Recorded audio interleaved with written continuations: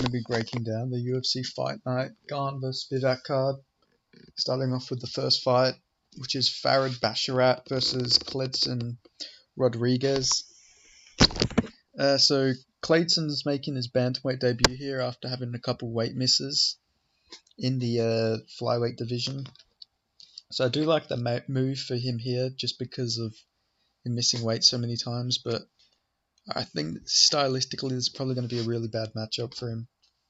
You know, Farid Basharat's got pretty good grappling, good striking, and that win over Damon Blackshear, that was like pretty competitive, has aged really well now that we're realizing that Damon Blackshear is actually really good.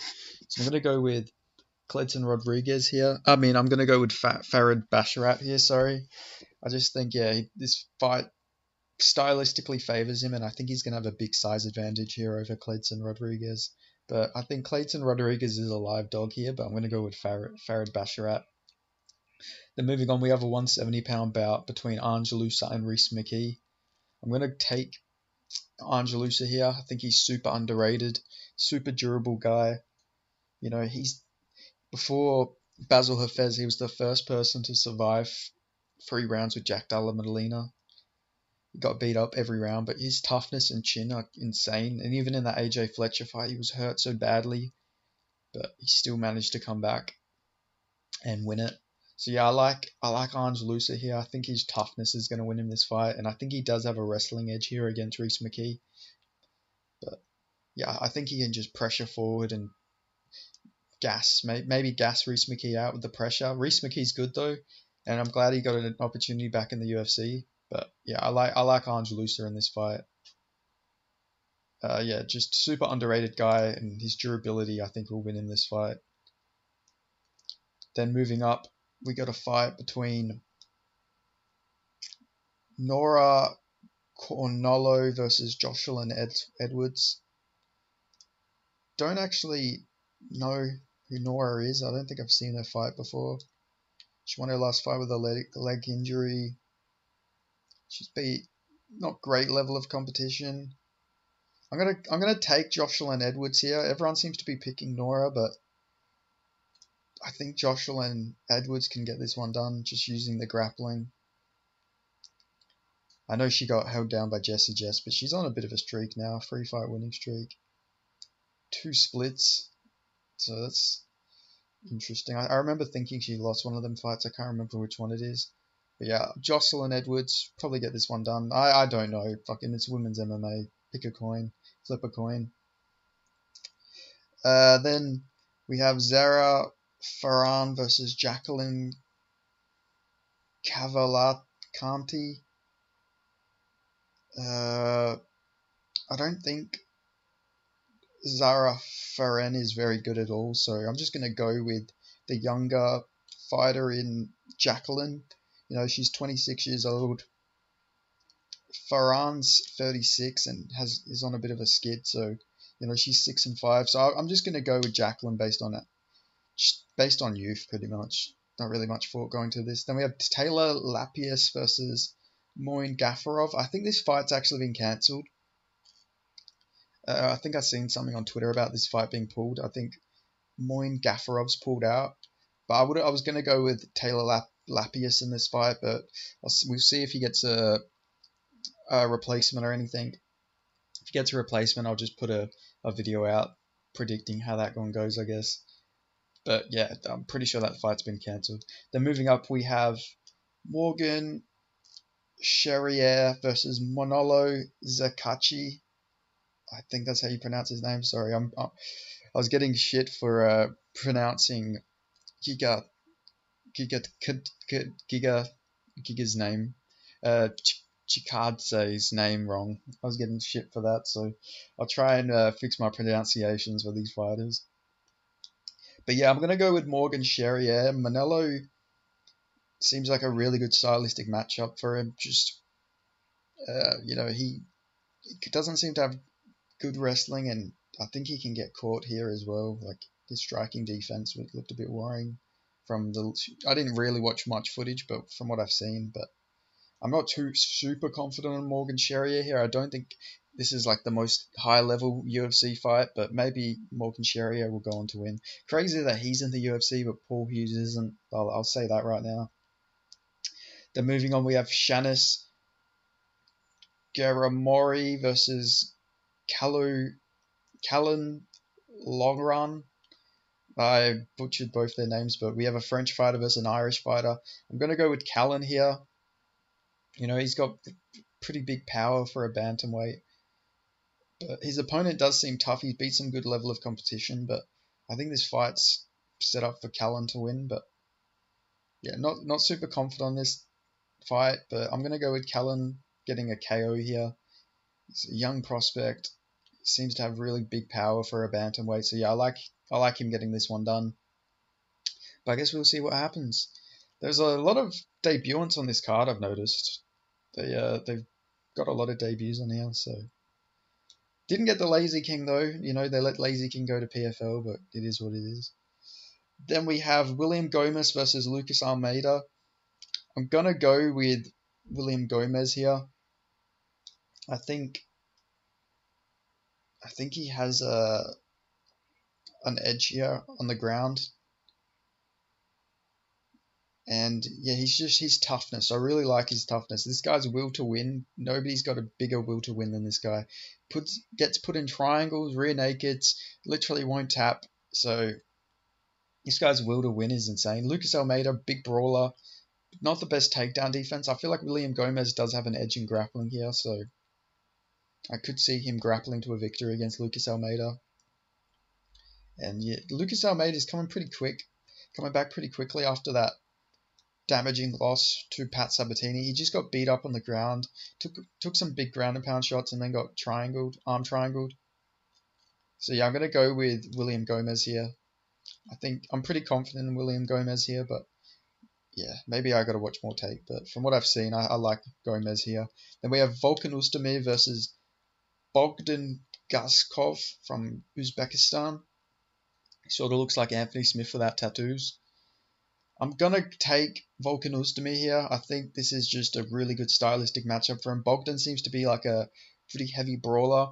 And Volkan's got the better striking here, and I don't think Bogdan's on the level of like a Yuri Prohaska who can go in there and KO Volkan Ozdemir in his debut. He's been KO'd himself as well. Bogdan has got KO'd by, I'm not even going to try and pronounce that guy's name, but he got KO'd 3 years ago in the first round, and then his opponents haven't been the highest level guys. Like he beat a 4-1 opponent 2 fights ago, which isn't the best win, but yeah, I think Volkan Ozdemir is just going to catch him here. And then moving up, we have Benoit Saint Denis versus Thiago Moises. I'm going to be taking Benoit Saint Denis here. I just really like his pressure. His will to win is up there with William Gomez, breaking all the French stereotypes. Benoit Saint Denis is. There's a stereotype that French people surrender straight away, but not Benoit Saint Denis, man. This guy doesn't quit. He doesn't surrender. He goes in there, moves forward, takes big shots, and we all saw the beating he took against Alessio Dos Santos. Even while taking that massive beating and getting 10-8'd in multiple rounds, he was still coming forward swinging like. Yeah, this guy's will to win is insane. And I think he can just pressure forward Moises and break Moises here. And I think this will be a real showing out for Benoit Saint Denis. He's looked really good at lightweight. I really like him at this division. So yeah, I think he's going to beat Thiago Moises. These two were booked against each other as well in the past, so it's good to see this one rebooked. But yeah, I'm taking Benoit Saint Denis by TKO. And then we have the co-main event, which is Menoir Forirot. Oh my god, I'm going to get so much shit for my pronunciations versus Rose Namajunas. I'm going with Manon Fiorot here. I think she's got the striking edge. This is Rose's first fight as a flyweight, and I don't know where Rose Namajunas is in the game anymore. I don't know how motivated she is. Like she has like that Carla Esparza performance. Just it wasn't a good look. She didn't really do anything of note. Neither did Carla Esparza. So yeah, I think Manoir Fiorot can get this one done. Just I don't think Rose Namajunas is as motivated anymore. I could be wrong here. Rose could go out there. She does seem to do good after taking some time off. You know, she came back, beat Jessica Andrade. So maybe that time off is going to help Rose here, and she's going to come back like a different beast. But I'm going to go with Manuela Fiorot here, the French woman, getting this one done, probably by TKO. But I could be wrong here. You know, like I say, I'll flip a coin. I'm always wrong with women fights, except for last week, surprisingly. But yeah, I'm going to go with Fiorot. And then we have the main event, the heavyweight main event between Cyril Gane and Sergey Spivak. I'm going to be taking Sergey Spivak here, the Moldovan. I just think Cyril Gane hasn't had enough time to fix the holes in his grappling defense. You know, Sergey Spivak, all he has is really good grappling. Like, his striking's not really there. So, honestly, there is a really good shot here that Cyril Gane can win this. I'm not saying this is going to be like a one-sided fight like the John Jones fight. I could honestly see Sergey Spivak using his distance management to catch Sergey Spivak, but I just think Spivak's going to get that takedown real nice and early. I don't think his power is on the level of like a Tom Aspinall, who we've seen just completely destroy and run through Sergey Spivak. I think because his power is not as good as Tom Aspinall and his finishing instinct isn't as good, I think that Spivak's going to get him down. And once he gets him down, I think it's over. You know, he's got really good hip tosses. He's got really good trips, good judo. I think he's just going to get down Cyril Gane here, unfortunately. I'm rooting for Cyril Gane here.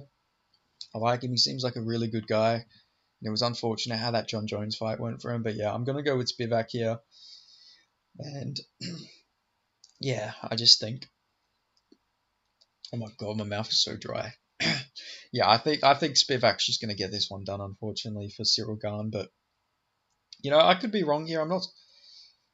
Like I say, the distance management could give Sergey Spivak some problems here. Maybe Gane can catch him with a kick or catch... Spivak's chin has always been a worry for me, but just the way he ragged old Derek Lewis made me take note. Because I've picked against Spivak so many times because I worry about his chin. You know, he's been chinned by Walt Harris, got chinned by Aspinall.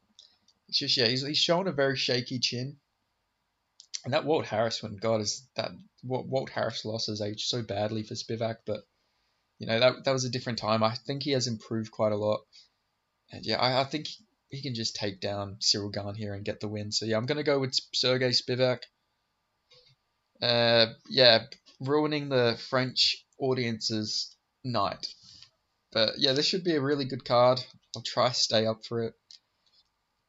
It's going to be so fucking early, but at least next week it's the Australia card. So yeah, it should be a good card. Hopefully Taylor Lapierre gets a replacement fight. Just because, yeah, it'd be good for him to fight. He's a fun fighter. And yeah, I'll do my locked video as well, of course, before the card because I'm on a really good lock streak. Oh, and I gotta mention last week's card because I forgot to mention it in the video I did after the card, but I did. How many fights did I get right? I went 12 out of 13. Fucking Rolando Bedoya was the one who ruined it for me. I was so close to getting the clean sweep there. I got every single fight right except for Bedoya. And I was thinking of picking Song Kanan because I did rewatch some of Bedoya's fights, and he did get rocked a few times on the regionals, but I still ended up going with Ronaldo Bedoya, unfortunately. Oh, I was so close to the clean sweep. But hey, maybe this weekend I'm getting that clean sweep. So yeah, thanks for watching. Like, comment, subscribe, and I'll catch you guys next time.